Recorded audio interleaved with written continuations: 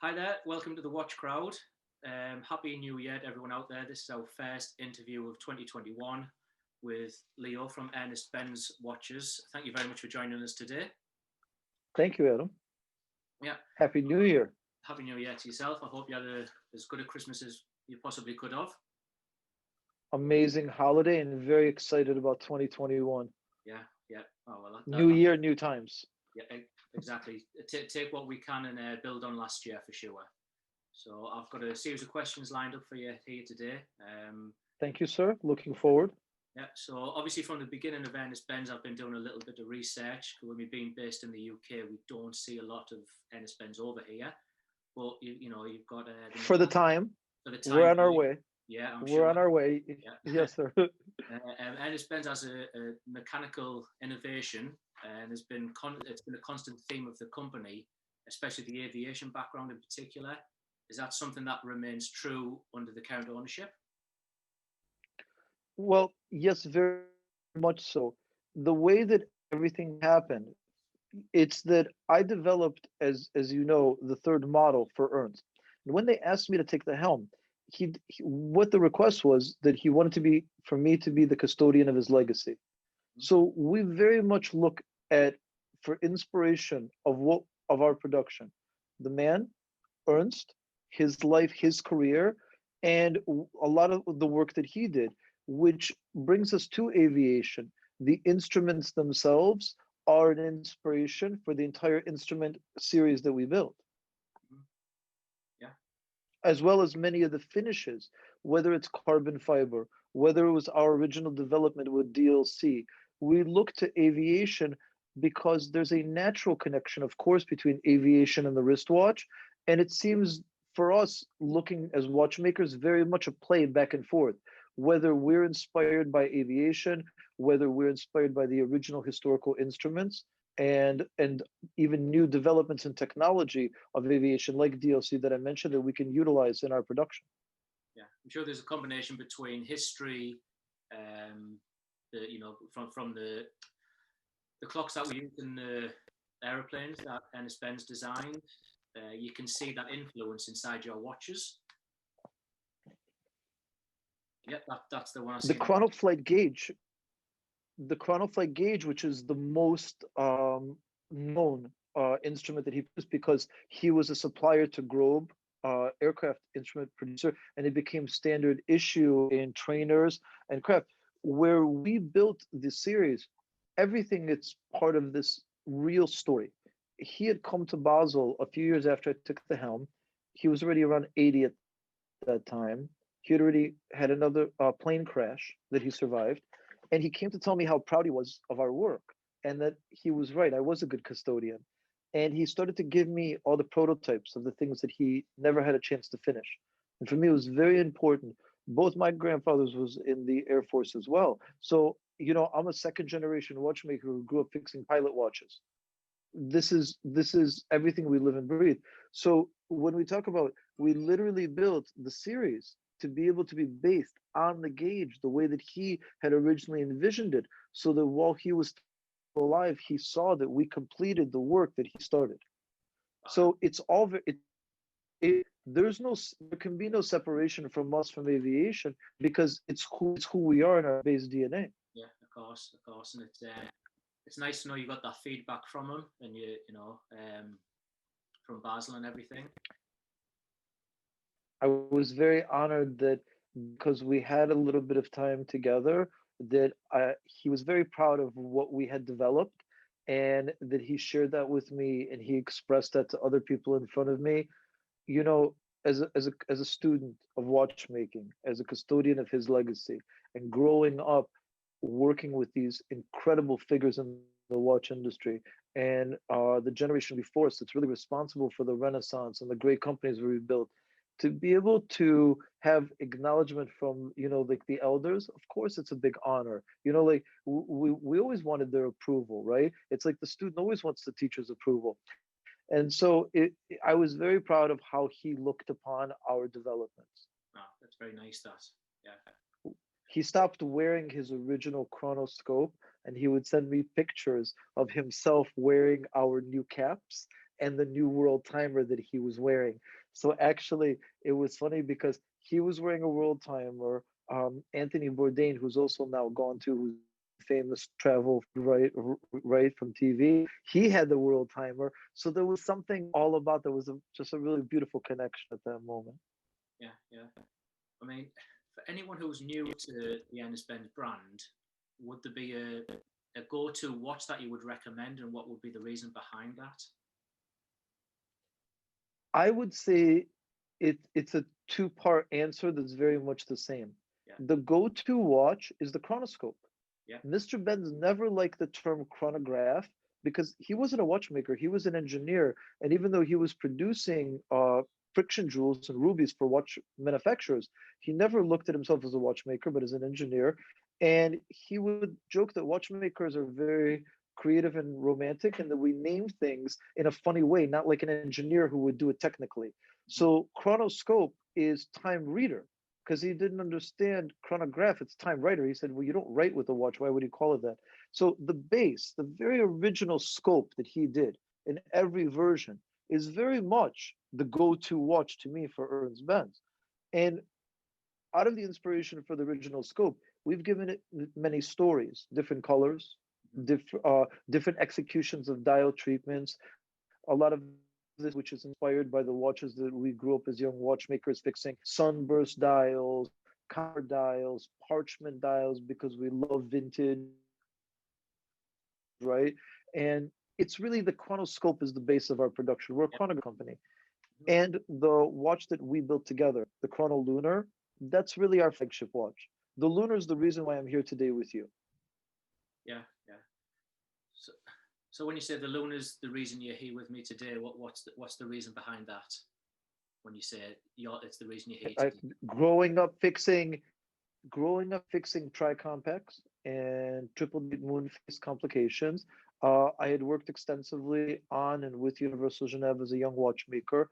I mean, I was at their stand in Basel, even in my late teens, explaining equation of time and these incredible watches they were building because Universal had a renaissance in the 90s, actually a time that many people have forgotten. And when Benz was producing just the one model of the scope, and it was a close friend of ours that was doing that production, and they were producing it in a shop in Biel where they were building for Breitling and Tag Heuer and for Ulysse Nardin. And I was really in love with it because as a watchmaker growing up fixing vintage pilot watches, there was nobody doing anything like that. In the early 2000s, late 90s, to find a 47 millimeter pilot watch was really something obscure and something unusual. And I was so excited about this. But I'm a fan of more complicated watches, and especially the tri-compact style of the triple date moon phase. It's something very important. And I would explain that in every watch company, what the watch guy really wants is the moon chronograph. And he told me, "You're crazy. This is going to be a big catastrophe." And I convinced them to do it. They built 100 watches and they sold immediately. And he gave me the first one with a little sticky note that says, "Thanks for pushing me into it. What's next?" That's how I came to develop product for Ernst Benz. I Yeah, was developing my own watch under my own name. Our family boutique was representing many brands, Daniel Roth, Paul Picot, incredible manufacturers. But it was my dream to build my own watch. And I was in development, so it was already in my mind how things should be. And so when we did the Moon chronograph together, that changed everything. And then I was involved in the development. In 2 years, we did 12 models. And that was already the end of 2004. And in the very beginning of 2005, Ernst and the man who was looking after the company, Chuck, asked for us to take over. They complained that they were 75 and that they didn't have the energy to do any more what I pushing them into. And that's how this all started. So if it wasn't for the Moonwatch, I wouldn't be here with you today. If I had never convinced them to do it, none of this would have happened. I'm very grateful they yeah, listened yeah, in retrospect. yeah. It's like I said. He actually told me, I tell you a funny story. They actually told me when they asked me to take over, especially as a young man, and I was a little resistant, right? And we have this independent spirit. And I told them, no, I'm very happy that we're doing this together, but I want to build my own watch under my own name. I'm a second generation watchmaker. This is my dream. And I was 30 at the time, and he told me, for a footballer, you're old, but for a watchmaker, you're not quite old enough. You don't have any gray hair. He goes, until you have gray hair, you will not know. And being 30 at the time, I sort of understood what he meant. Yeah. A decade and a half later, it's very, very clear. Because growing up in passion of service and being able to have the privilege to work within these companies and them allowing me to work with them and learning from the greats and its service to the clients who own these watches or who are acquiring them, it doesn't teach you what you need about production. So I have to tell you that within the few years of taking the helm of Ernst Benz, I learned more than I'd learned in the accumulation of my life before then. Yeah. Yeah. So I'm very grateful that they asked me to do that. It was I'm very thankful, and for the privilege to work this way. Yeah. No, it's. I mean, you can tell how passionate you are about watchmaking overall. The passion that you've now got for Ernst Benz. It's not one of the questions that's on here, but I can tell that you're probably pleased that you made the decision to stick with Ernest Benz. And do you have any regrets of not trying your No, own? sir. No? No, sir. Somebody asked me, a close friend of mine asked me that recently. He did say to me that you would learn what you wanted, what you needed in case you ever decided to. It was never that about ego. Some people want to produce something so that they can have something with their name on it. It was never my dream to run a watch company. It was my dream to be able to work at that level and build watches with the companies that I admire and to build watches for me and my friends because nobody was doing what we wanted. Nobody was making big, cool military watches with high level of customization and personalization and cool straps out of great material. Nobody was doing that. I wanted to be able to build what I really wanted. I joke today to the men who acquire our watch that they're like the client who buys the motorcycle, and I'm like the guy in the shop who has to build his own motorcycle out of parts. Yeah. Yeah. Yeah. Yeah. Right? Like in those old movies, right? And I don't have any regrets. I only have dreams about the future, and I'm so incredibly grateful. The Swiss watchmaking industry is a closed circle. First, they're not very accepting of people from the outside. When I was younger and started to do production, they would say things to me like, "We don't like business people who come to make money. We're not about being rich. We're about the longevity of our industry." Yeah. That really resonated with me because I grew up in the industry and wrote articles about the Renaissance. And they explained to me that in the 70s, and they reminded me that how many of them swept the streets because there was no work, and that they were careful to not be in that position again. Look where we are again now. Yeah. And so I have no regrets. The only thing that I regret is I don't know that I will ever have enough time to build all the things that we dream to build. Somebody asked me once if I'm going to run out of ideas. The watchmaking history, aviation, travel, this idea of great circle and how watches have everything to do with travel from the era of right, the discovery of the new world, right, and why we needed ship chronometers because we didn't know where we were going until we started building ship chronometers, right, and why we had great navies and whose navy was better because you knew how to build a ship and you know how to build a chronometer, to how we started building pocket watches for trains and wristwatches for airplanes and for cars. The inspiration is so endless, and there's so many amazing people to collaborate with, right, to build great timepieces, that I can only tell you that if there's a regret, I probably regret in advance that I don't know the time isn't limitless, Yeah. right? Yeah. I get that. I mean, that would be my answer. Cool. I regret I don't have Ben's anymore because I would have been proud. I would have liked to see him. But I mean, that's part of the story of life. We don't get to take our friends with us all the way through the whole journey, right? No, that's it's a harsh reality to have to take on board that. And but I'm sure he let you know how proud he was of what you achieved so far when he could, and I'm sure he'd be exceptionally proud of where it's at now right now because after doing it, like I say, doing a little bit of history on your brand, it's really got me interested in it, and there's a lot there. I mean, the company's original involvement in the hi-fi music world, with legend with Benz cartridges, seem, seems to remain an That's influence. Yeah, that's another whole ironic connection, because Benz in aviation, building wristwatches, and out of the engineering practice, because he was actually a radio engineer, and that was his job in the army when he was in when he was a young man in Switzerland, actually into the mountains, and this is how this all started. yeah, He was actually stationed, and he got sick during the station, and that's when he had the time to, during recovery, and when you learn something else. Life is strange how it pivots. How we take lemons and we learn to make lemonade, right? yeah, yeah, He was so passionate. He loved music. He was, I mean, I tell people he was like the Sean Connery of aviation. He was like this, like dapper, cool man who flew planes, raced cars, loved music. He was cool, yeah, and and each thing that was his passion, it wasn't just enough to know about it. He lived it. And he, from his developments and patents in synthetic ruby production, which was really the idea, was making jewels for the watch industry, he started making the hi-fi cartridges. I mean, today a Benz cartridge sells between like $3,000 to $5,000 if you can find it. That was our way to tell that story. It was part of the contemporary of our collection, with the hands of the propeller, and the dial looks like a vinyl record. But even some of our involvement with people in the music world happened in reverse because of that. yeah, When I first met John Varvatos, and he called me, he that was part of the reason he called.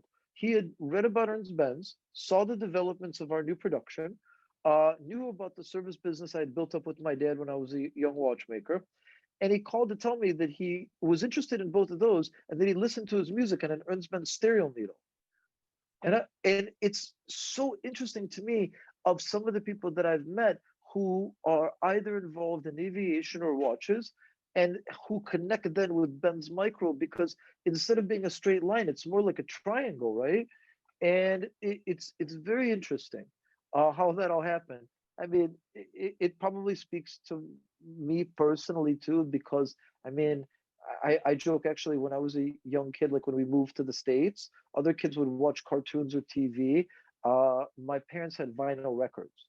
So I was the kid, I wasn't on cartoons, I was on vinyl, right? I still have my original parents' copy of the Beatles' Blue album on blue vinyl. I mean, I'm listening to a kid, it's probably pretty valuable now, right? Well, well, I've still got my dad, but I don't know if I inherited or if I stole when he was moving home.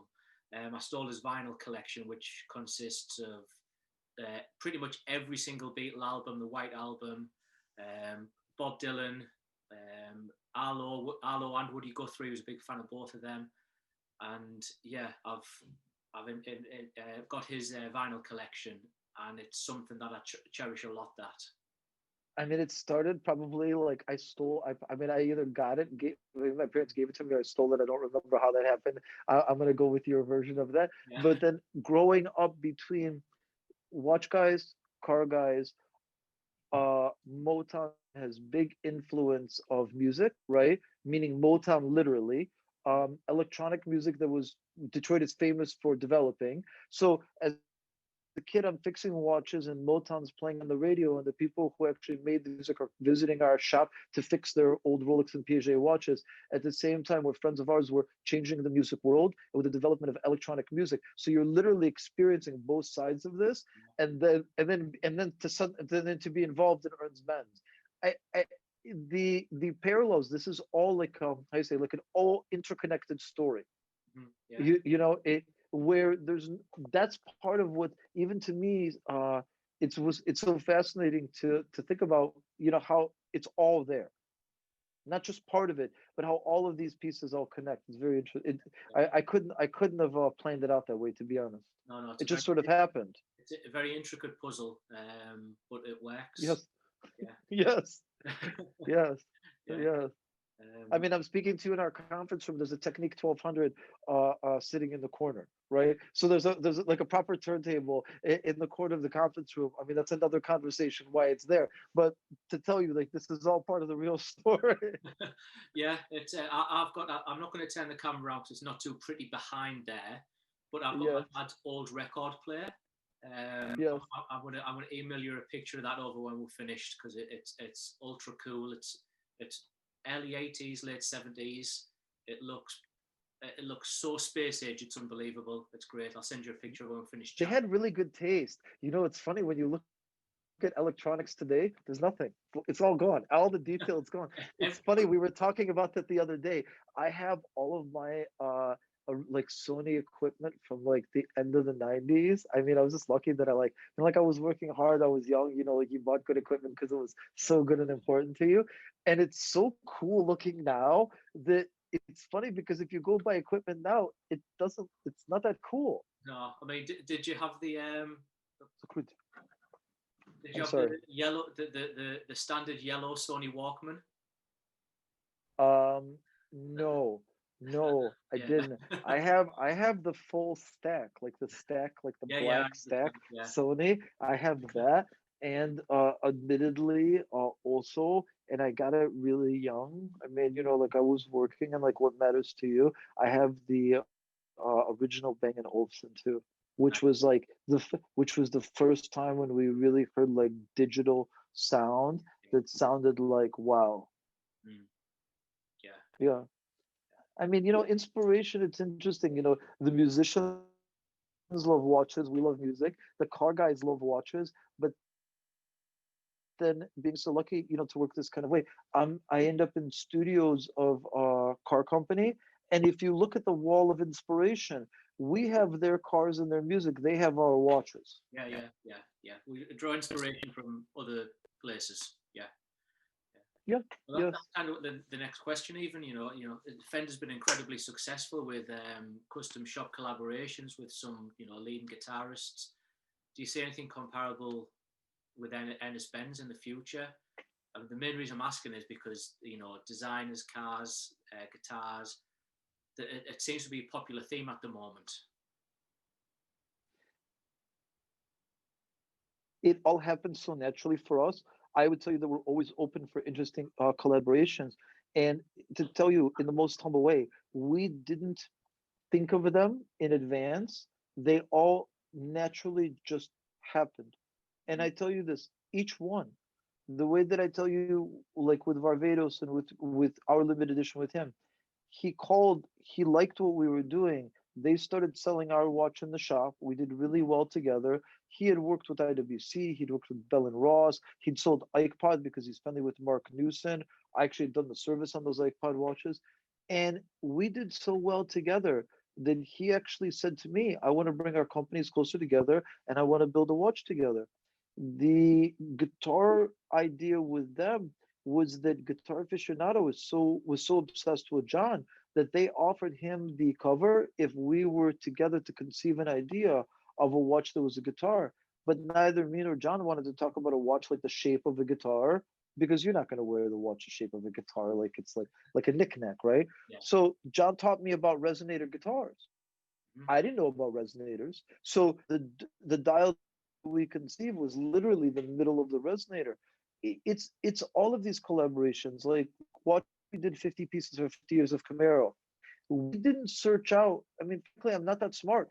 Camaro called us, had heard about our work and how we do people, and asked us if we considered to work together to build a watch to tell the story. And so I would tell you that we're very open for all kinds of interesting collaborations with music, with instrument producers. But it's not that we sit back and think, wow, this would be a great commercial idea. Let us approach these people. Maybe we can work something out. I want to tell you that it really all happens very naturally with Yeah. us. Our new developments in the last couple of years has been at the racetrack. We were invited to be the timekeeper for the Coca-Cola 600, which is the great day of racing, which is of course Monaco, Indy 500, and the NASCAR race in Charlotte, which is the birth of stock racing. Right? We're now the timekeeper for 8 different races. We could have never dreamed this. We could have. I tell you this, like I tell you, I'm honestly, I'm not that smart enough to even make that up. We came, we worked with them, we looked at what was important to them. How could we be a good partner to them? Because we felt so honored to be invited. We produced a unique watch in theme of the race, and based on that, they've now invited us to time 8 races this year. So I would tell you that I wish that there will be additional music inspirations, but it's not that we can When tell the, you what they're going to be. it's when they present They'll them, just happen. yeah, when they present themselves naturally through however it may Yeah, be. yeah. Yeah, And I have to tell you, you know, very, you know, like transparently and honestly, that they weren't commercial ideas. That this really happened, where like mutual inspiration happens together, like when we make watches with artists. We love the idea of making art in time and collaborating with artists. But if you ask me when the next one will be, I'll tell you it'll happen the next time when we meet somebody who really moves us and where it seems natural. And I hope but that's probably, tomorrow. And yeah. To me, it kind of seems that it needs to be someone who you gel with and who you're going to be able to bounce backwards and forwards off and really get along with, rather than it be, yeah, well, we do this as a commercial option. It'll just yes. be something where you connect on a personal level with someone. Because I think Like I'm even when I telling you, watch it the, was never my dream to run a watch company. It was yeah, my dream to build watches with my friends. So it's more of an organic idea. yeah, yeah, take the opportunities when they present themselves. I mean, I watched I watched a few of the interviews you did with John Varvatos, and one of the interesting things that was on there is there was mention about, if you get a scratch upon the watch, that can go back and you can take care of them things. Is that something that something that happens very often, or do people look after the product? What's funny, our warranty, because it's so organized, same way in an independent spirit. Um, Not only if you scratch your watch, we think that's a warranty issue. I mean, maybe it's not your fault. We're not blaming you. You chose to wear our watch. You chose us from 400 companies in Switzerland building watches, maybe more today. I mean, it's such an honor you chose us. It's like, how you say, it's like you get a new car and you scuff it. You know, the man's so upset. You know, if they just polish out his car, you've really just done a nice thing. So it's true. We refinish watches because not only that, we change dials. Like a man like you're on holiday, right? And you went on holiday somewhere warm, and you saw this beautiful Ernst Benz timepiece, and it's got a yellow dial, and then you bought it, and then you went home. I don't know, back to the UK, to New York, somewhere where it's not sunny every day, and you're like, why did I buy a yellow watch? I can't wear this yellow watch every day. We don't want you to feel you made a mistake. It took half a year to 9 months to build a timepiece. You chose us. There's a lot more to this relationship than something so simple. So we changed dials under the warranty. We refinished cases under the warranty. It's sort of like a VIP program, and it really worked very well with a retailer like Barbados because he offered no discount on our watches. Mhm. So why would I pay full price for a watch where we're all watch guys? We understand if we hunt long enough, you could find almost 99% of watches you could find at an accommodated rate, other than the one thing that happens to not be available. And because that's simply not the way that they operated, our approach to that, like I tell you, when you learn a lot about the customer, you understand how to serve them better. Our best service for them was to be able to provide above and beyond VIP warranty. But that really actually is not unique for them, where that actually goes for all of our customers. I mean, imagine you bought a new watch and you're wearing it, and it's not your fault. You were coming out of the in the hallway or something, or out of some shop, and you scuff the case a little bit. You know how upset you are? I'm like, oh my God. Then you send it to the company, they refinish it like brand new and return it a week later. You're Yeah. not upset anymore. You see, And you know, speaking as a retailer myself, outside of the watch crowd, one of the most important things to me that I try and get across to anyone who decides to shop with us is, first of all, thank you, because you've chose to pay my bills essentially. You're putting towards my yes, coffee. It's a thank you, and yeah. there's Uh, genuinely not many people with the exact same attitude as yourself, especially retailing the product out. I'm really impressed by that. It's something very nice. I like it. Yeah. I have to tell you, Adam, when we visit shops and we do training, which is constant, I'm not really in the office. Either I'm involved in production or I'm in a shop working with shops. You're doing something for the brand. I tell all shop owners, shop directors, and staff that every brand, many brands, when they come to visit the shops, they have this idea that the shop is successful because of the brand, because the brand is so advanced and brilliant in conception of product in Switzerland that because the brand is so smart that the shop is doing so well. And I tell the shops that's absolutely not true at all. Every reason that every brand has any success whatsoever is because of the shop. The shop chooses what they sell, how they offer, tell the story of the brand. Good day, bad day, nice weather, nice customers, not nice customers. Through everything are the front line of the brand. So it's not the brand's job usually what makes the brand successful. It's the shop and the people who actually represent the brand. That's actually just the obvious truth. If you grew up really in the watch world and the watch industry, that will be an obvious truth to you. If you come from an industry, I don't know, maybe champagne, maybe gym shoes, you don't realize that or maybe in those industries it's different, I don't know, but you don't realize that in the watch world, the people at the front line are who make the brand successful. I mean, there was an era when Rolex was not a well-known brand in the 50s and the 60s. I still hear there's some men still around telling us the stories of the Rolex salesmen who would come in and they would turn them away because they sold Omega. Yeah, yeah, And so we all understand. I mean, it sounds funny now, right? When you think about these things, but we all understand. And so I think that the customer is first. I think the shops are the partner, and not just in a figurative way of like partnerships and customer service. It's not a catchphrase. It's a passion. So yeah, it's a dedication. And so the ones who are in service are who strive to be in service and who love to serve will be able to serve the farthest, yeah, like shopkeepers like you who can be successful and move forward at a difficult time for brands and shopkeepers because you're focused on the customer. So you have something to do, which will allow you to be continue to be in business as us. yeah, yeah. Yeah, no, that's it's quite simple, and it staggers me in certain industries when I may go into a shop that clearly they don't have the same attitude, and I can never figure it out because it's just what should be done, but it's not. But anyway, that's To your point to our earlier conversation about the speed up of time, those were the shops that we were talking about, because the client does not need that shop. That era of like arrogance or of how you say like not good attention, it, the client is the reason that we're here. We build watches for the client, not to be profitable. Our job is to satisfy the client and to be able to continue our industry so that we are one more link in the generational chain that has survived now for centuries.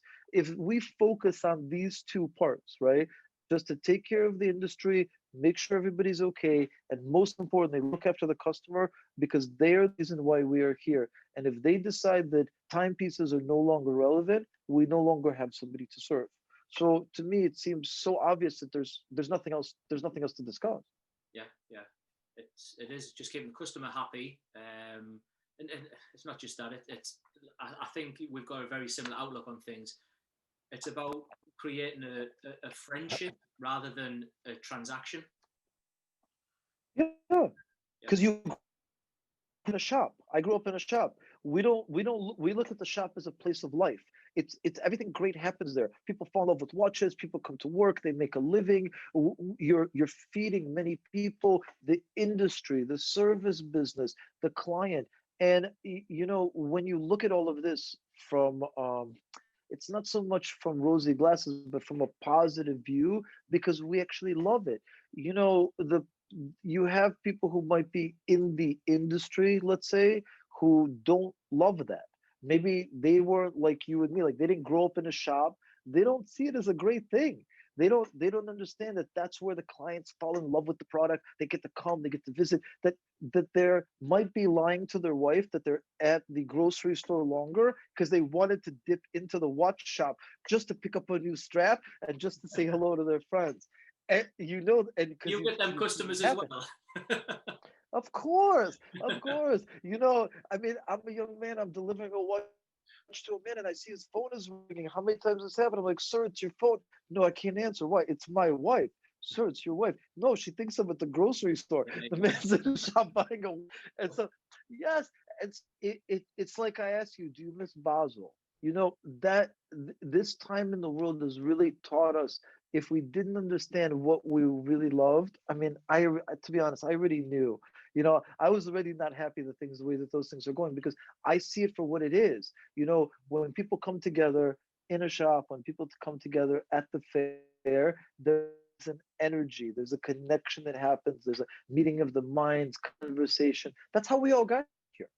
We built all this by all meeting together and discussing it and Yeah. then working it through. I mean, looking at some of the individual models, that the smaller 36 mil case ladies Chrono Sport, it's particularly striking watch. Do you have any plans Thank you. to extend on the smaller case watches? No, maybe. No. Well, I know first, it doesn't tie the in with the history of the the brand one very who pays well. orders the music, so you never know. Hmm. I'll tell you where the sizes all come from. Ernst made a 47 millimeter watch because he was a big man, as I described to you, like the Sean Connery of aviation, this dapper, cool, other generation. I fly planes, I wear a bomber jacket, I race cars and a yacht. And he had a Rolex, a day date, but he would always say like, why do these guys wear these little watches? It looks like they borrowed it from their mom. Who's gonna make big watches again like men wore, like big pilot watches? And he literally made the 47 millimeter watch for himself because he felt that nobody was making anything like that. And he was right at that time. What did you have? You had an IWC made a big pilot. You had a couple small obscure things going on, and I was in love with this. Yeah. One, I love 47 millimeters, the pilot watch. Uh, but a friend of mine was one of the big historical collectors of Panerai, right? And I was actually with him when we went to acquire the only known example of a 60 millimeter double crown. But when I took the helm of Ernst Benz, the very first thing that I did was introduced 44.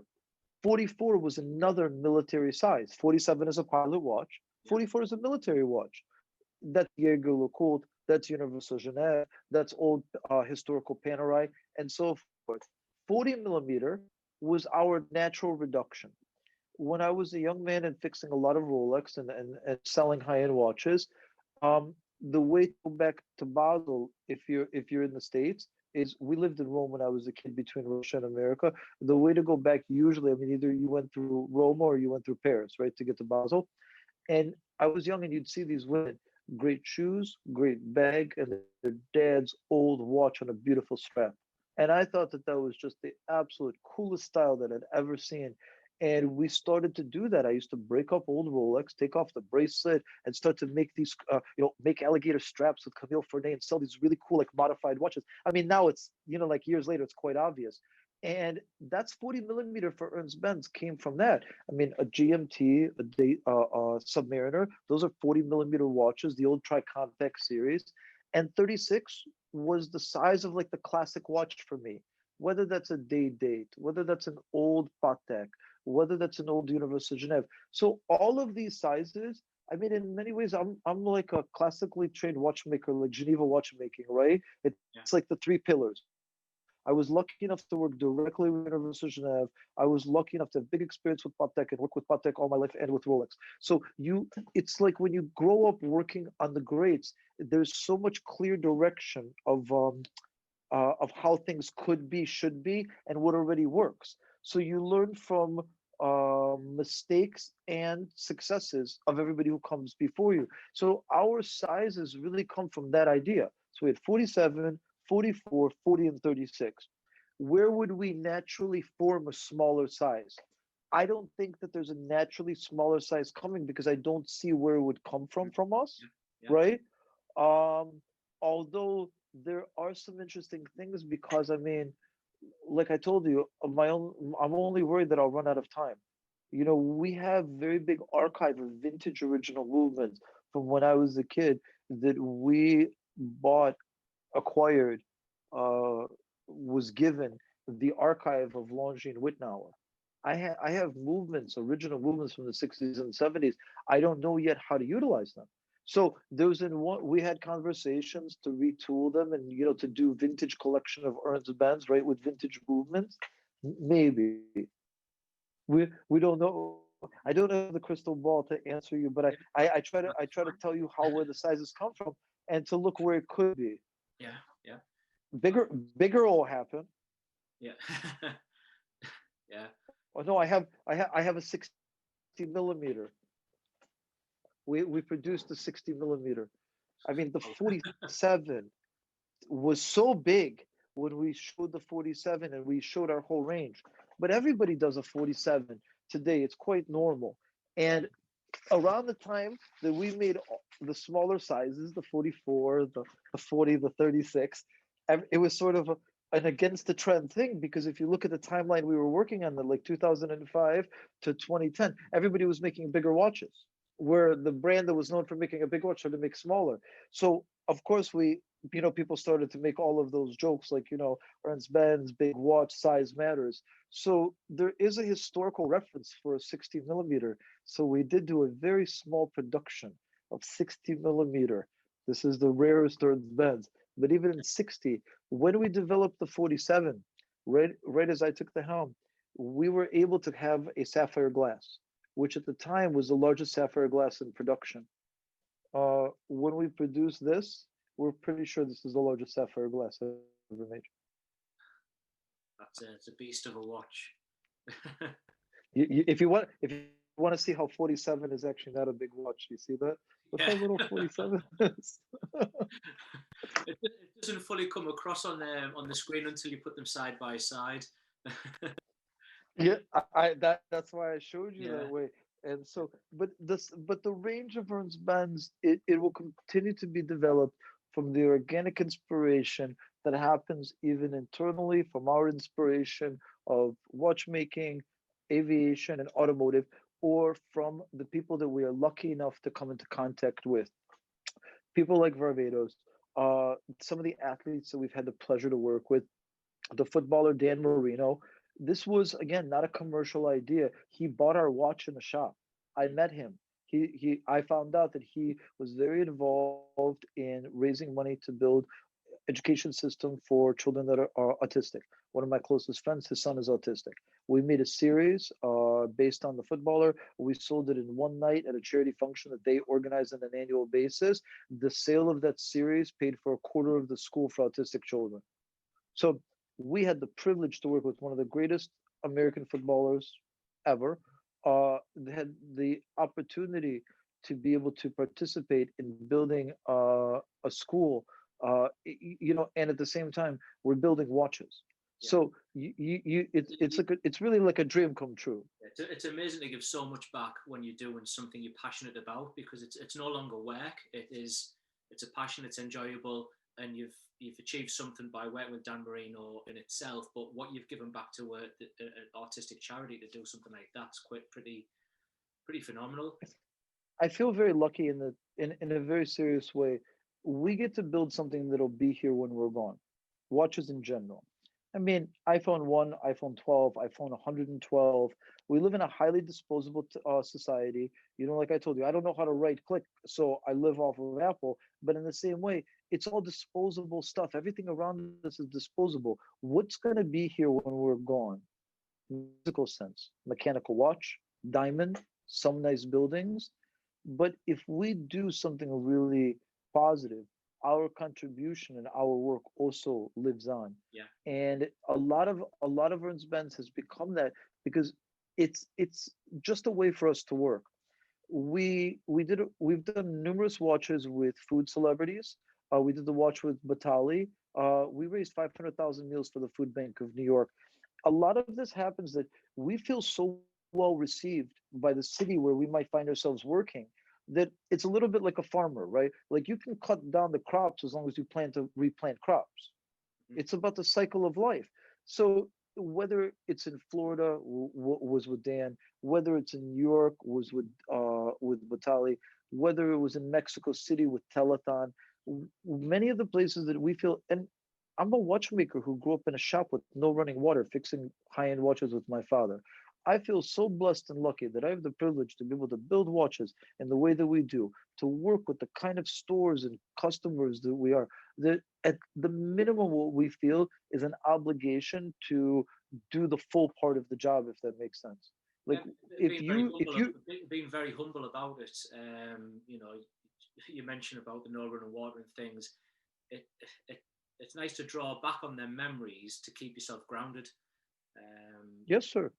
and to be able to give back Yes. now that you're at a substantial level. It's nice to be able to give back and see I something mean, that that's makes you that's feel the good. whole point.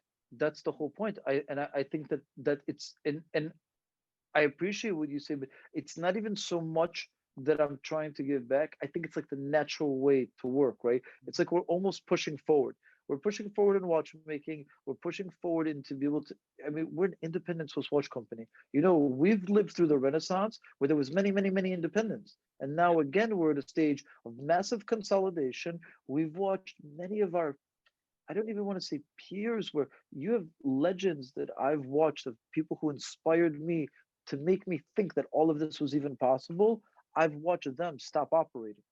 mhm, And so, whether it's people like Daniel Roth to be absorbed, whether it's people like Elaine Silberstein, whether it's people like Frank Mueller no longer involved in their company, I mean, we've seen an incredible cycle. So we not only feel very lucky to be able to build watches, it's a full process for us.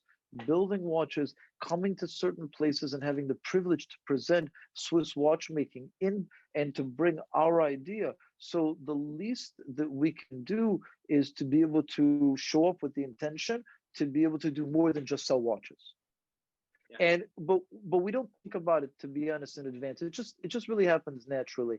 Like I said, like we were already very active in New York when that happened with Batali. In fact, it happened out of a joke. I was in his restaurant, and we were introduced, and he made me a coffee and he asked me how it was going in New York, and I told him it was going amazing. And he told me, well, since it's going amazing for you, you should know that there's a million hungry people in the city every day. So I asked him, I said, what do you do about that? He goes, we feed 500,000 people a day. I said, how do you do that? He explained to me how the food bank works. And so, literally, over a cup of coffee and a handshake, we decided to make a series of watches inspired by mutual collaboration and mutual interest in music and different things, right? The result of that was production, being able to pay for crafts in Switzerland to build watches, which is really our first priority, right? And then we were able to deliver really an incredible, for us as a small company, really like that felt really like we did something relevant and inspired us to think what could we really do, but also we were able to bring attention, right, to the cause. So we always think not only are we helping, but we're probably also showing other people that it's a good idea to help, because maybe we might inspire somebody who's much has much more capacity than us, who's much bigger than who we could ever dream to be, to also help do participate, something right? similar. So it's like, And yeah, yeah.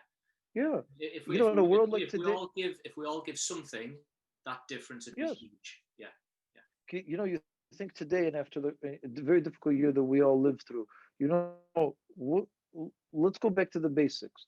Treat people how you want to be treated. You can't go wrong doing the right thing, and live by example. If you can actually do good and you live by example, you're already doing much more than a lot of the people that are just talking.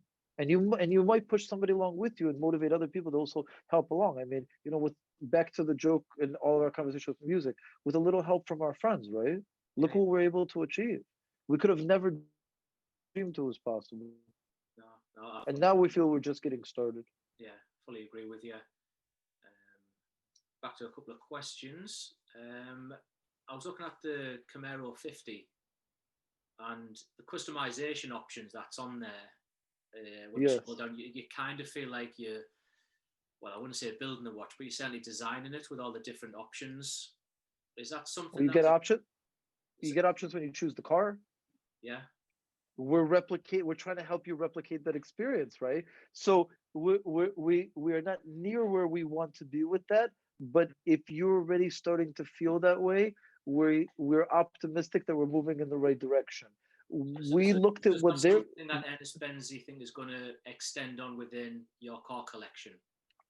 Well, the thing is that that actually exists on a case by case basis with Ernst Benz. It's like what we were talking about earlier. That experience of being able to come to the shop and actually experience it firsthand, you really can't do that digitally. I mean, you can create apps and switch straps and switch dials. That's not the same thing like touching the product. Because if you were coming to visit the boutique, for example, we could explain to you how a watch is yellow, how a watch is black and yellow, how it's all black, how you have all the different straps and different material, so that you literally are very much designing the watch yourself. Because it's not how other watch companies, when you come and you choose the watch that they've already pre-selected for you. The one who pays orders the music. So we're your watchmaker. Maybe the fact of that you already like our watch, that's all that matters for us. And then we work with you. So some people just choose what it is, how they like it, and they're happy. Some people, maybe like you and me, we're a little different. And then we want things to be our way. And what makes our watch your watch is the ability to be able to personalize it. And it's not so much like you're designing your own watch, but it's a lot to me like a car. You go to the shop, Just to tweak. the deal. Well, most guys, they just go to the dealerships like, I'll take that one. I got to go back to work. The wife's calling me and I'm late. Then you have the guy, he doesn't want the same car as his neighbor. He's changing the wheels. He's adding a bit of carbon. He likes the extra piping. He definitely has to have the dark windows and probably a better radio. And we serve both clients. And growing up doing service, what would the clients do? They have to go to aftermarket because the brand doesn't want to, participate in this. As a retailer, getting Yeah. a long strap to fit the client. Well, I know as a retailer, certain people will come in the store and it'll be, oh, I'd love that watch on the bracelet, but I'd like the dial off the leather strap on that bracelet model. Now, if it isn't a SKU number, you can't order it in for them. You can't change it round because you've made something you can't sell online because the watch doesn't exist. No one We can skew find them it. separately. We Sorry? skew them separately. We skew them Oh, you separately. do, yeah, yeah. I work retailers as you, sir. So when your customer says to you, I want the watch with the strap, but I want the bracelet, we say the watch has a SKU as a head. The strap and the bracelet have two different SKUs. It's just A and B. You just switch Yeah. this part and it all works. We answer that because as a young watchmaker, I was working for retailers as you who would call and say, I don't know what to do. The customer wants to buy the watch, but the company says no. I'll tell you, buy the watch, we'll switch it for you. Don't worry, you'll sell the other one to somebody else. And please give the customer what they want because they want to buy a watch. They don't want to buy a widget. They don't want to buy a TV. They want to buy a watch and they want to buy it from you. So let them. Please help them get what they want. That's Yeah. why they came to visit you. We're just at service. Yeah, yeah. I mean, I get that. I mean, there's so many watch companies that I work with. They'll do a blue dial on a bracelet and a black dial on a strap, but people want to switch them over. But when you sell the product online, the model doesn't exist for us to be able to continue to offer that product online.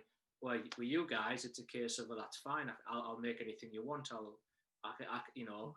If let's say if I sold Ernst Benz in my store, I know without even contacting you, I can swap and change straps, and it wouldn't really matter at all because At exactly what minimum, you want the us to man do. chose an Ernst Benz today. The man Exactly. chose Yeah. an Ernst Benz. Yeah. He could have chosen. Swiss watchmaking represents something like 1 or 2% of global watch production. So, not first of all, he chose the small subcategory, and within that category, he chose us. Half of the category belongs to Rolex. The other half belongs to 3 or 4 large organizations with a tiny little part that belongs to independent watchmaking. He chose you. Imagine that you go into that little family restaurant when you could go to all these big box places and then you go in and then you ask them, of course they're going to make anything that you want. Yeah. But that is what to me makes it special. And I think that we've almost lost that. This isn't something new. This is the way that it always was. What would we do before? You had people, maybe some people who were provincial, you would visit the town to buy what you wanted, right? The world traveled. You would come to Switzerland to buy a watch. You would come to Antwerp to buy a diamond. You know, the whole world came to London to buy a watch, right? And then you visit, and they would work with you and certainly serve you and give you what you wanted. I mean, it's funny today, you know, Breguet is a prestigious brand owned by Swatch Group. But Breguet himself was a brilliant watchmaker that you would visit, and he would make you exactly the watch that he wanted. Mhm. I think that is what makes us special. That is what separates us from the other 90 some percent of the watch industry, where it is a commercial product. It serves its purpose. We all understand that. But what makes watchmaking, Swiss watchmaking, high end watchmaking special? What makes suit makers special? What makes a real chef special is that we are at service of the few people who truly appreciate it, who understand it, and are lucky enough to be able to have it and allow us to work in that kind of way so that instead of having to build commercial throwaway product, we're the lucky ones. I mean, it's somebody will say the client's the lucky one that he gets to buy the watch. I'll say we're the lucky ones we get to build it. And look how they're letting us build it. Yeah. So it's probably my skewed perspective, right? That I see it this way because I see it from a non-commercial way and I don't have commercial experience. So I don't understand. And what I see is customers thrilled when they have an independent experience. Not with us, with all the different shops that I visit and other people that we work with. You know, I'm a watch guy. I'm a fan of other brands too. To me, the clients that I see that are the most happy with their timepieces are the same ones that are being served the best. The watch makes them happy, but getting what they want in the way that it's good for them is equally important. Yeah, yeah, yeah. I fully get that. And talking about, obviously you're a watchmaker in your own right, second generation watchmaker, and you obviously work with some highly regarded Swiss movements in your timepieces. And you may already be doing this, and I haven't seen it, but do you do any sort of in-house movements, or is there any plans to do an in-house movement? I mean, it's the dream, right? It's certainly the dream. Um, I, I will tell you in two parts. It's a dream. I have it. I think about it. Are we working on it? Whenever you're dreaming, you're working on manifestation of your dream, right?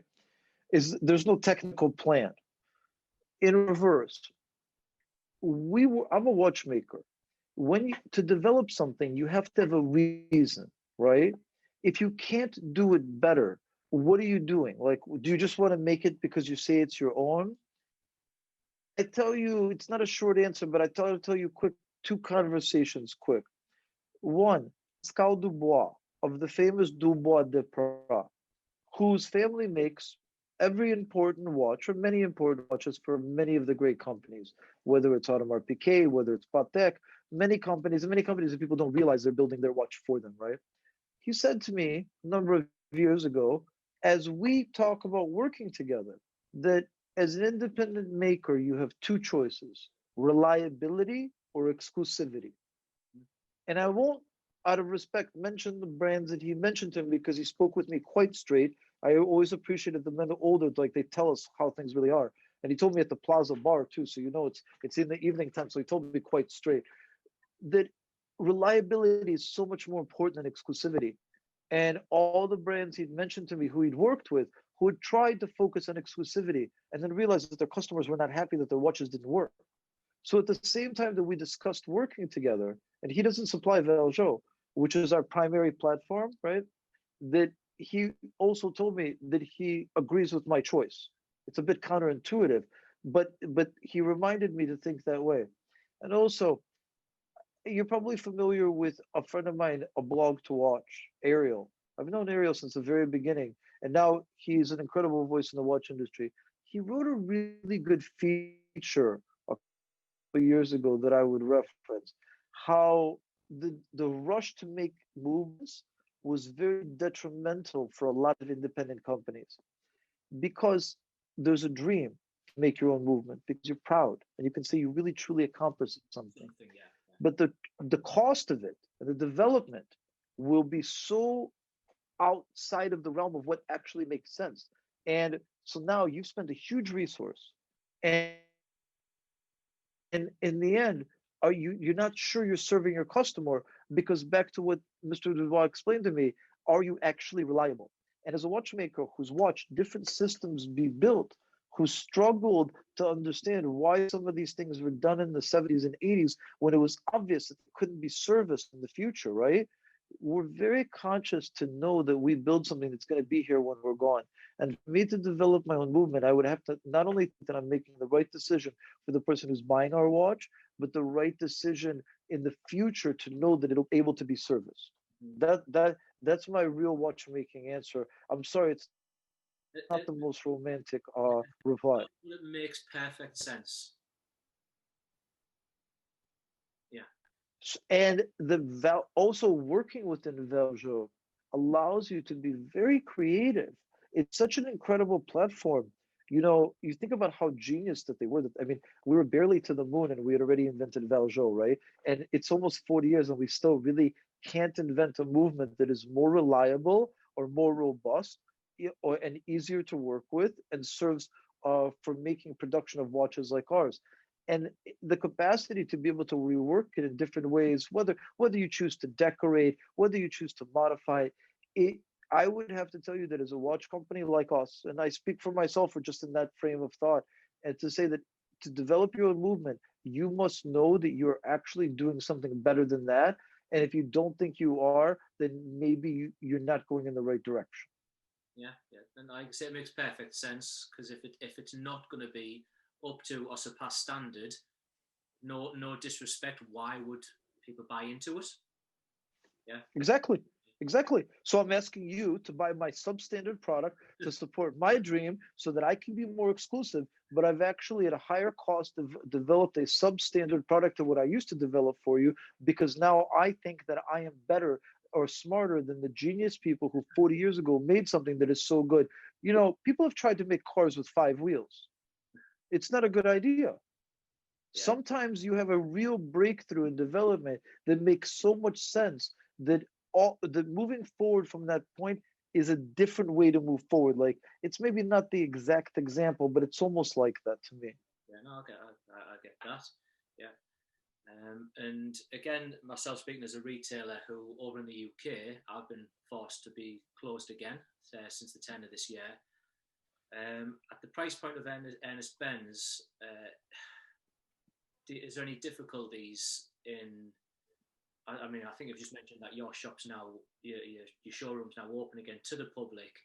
But what type of challenges did any sort of lockdowns throw towards you to try and Does, keep going? Because the price point of the watches, it's a very touch and feel product. People need to see it.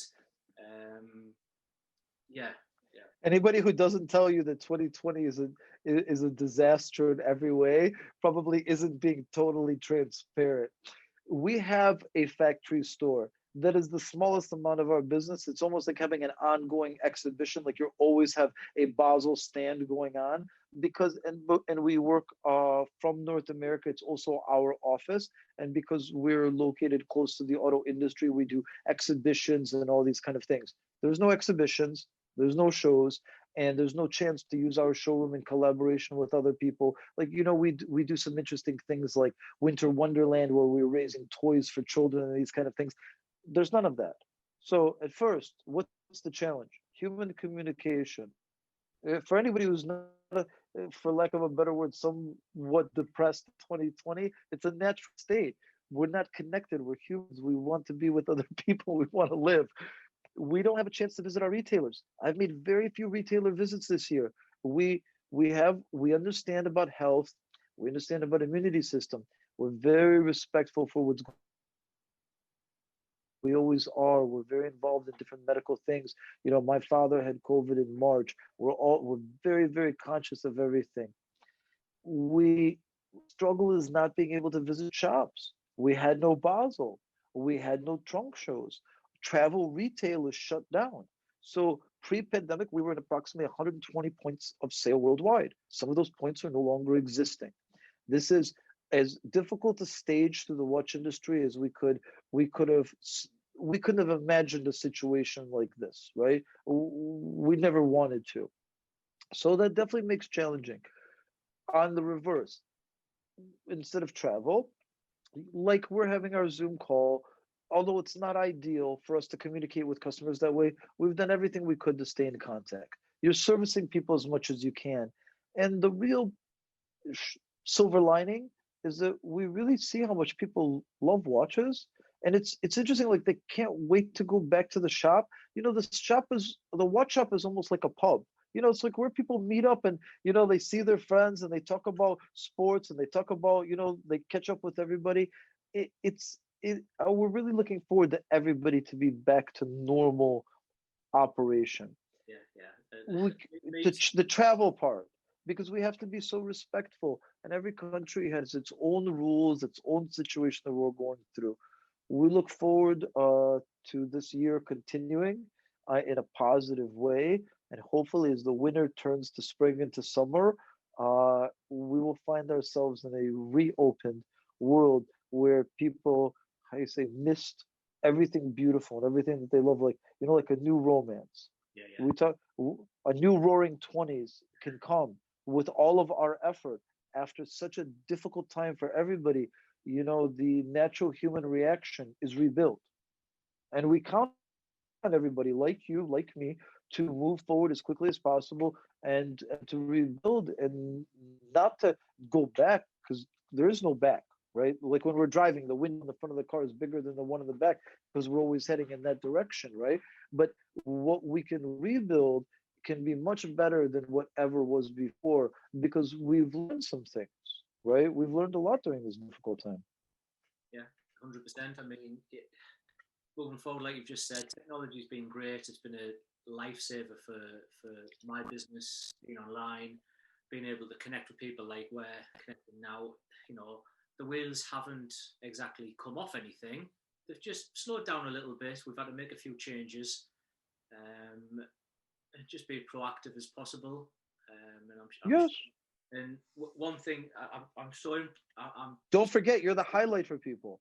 yeah, Like when people, you see it, we both know we're watch guys. The watch gives people pleasure. It gives them something solid in a non-solid time. And look how much people admire watchmaking for everything it is and how it makes them feel. So, we're not their doctor. We're not their advocate, right? We maybe don't have that kind of role in their life, but don't forget you have a really important role in lives of watch people. They it, it's you give them something what they're happy with, right? So maybe we're like one step above a court jester, but we're really very important for people, right? And so don't forget, we have to keep this all going. but no, I mean, one thing that I'm so impressed with is your absolute true passion for not just Ernest Benz, your whole watch industry passion, from watchmaking to Ernest Benz, the charity work you've done. It's been an absolute pleasure talking to you. Thank you for your time, Adam. Thank you for the attention. I know you'll be a busy man, but thanks very much for giving us an insight into Ernest Benz, yourself. It's been an absolute pleasure. Thank you very much. I very much appreciate, and all things will move forward. So the border will be soon open. So I'm gonna wait till I can come visit you, so you can show me your favorite pub, and then maybe we can go for proper football. Yeah. That's a deal. That's a definite deal. Fair, fair. Because you mentioned how you're not seeing much Ernst Benz in the UK. It's because it's not so easy to find the ideal partner. But it seems that all things are moving forward, and along with the reopening of the world, we might have some very good, exciting news about EB coming to the UK. So I might have plenty of chance to come and be able to go see some great matches. I'll make sure. I'll arrange the entertainment. Yeah, Okay. it would be an absolute pleasure to We meet. have lots to look forward to. Yeah, Adam, thank you. yeah. You too.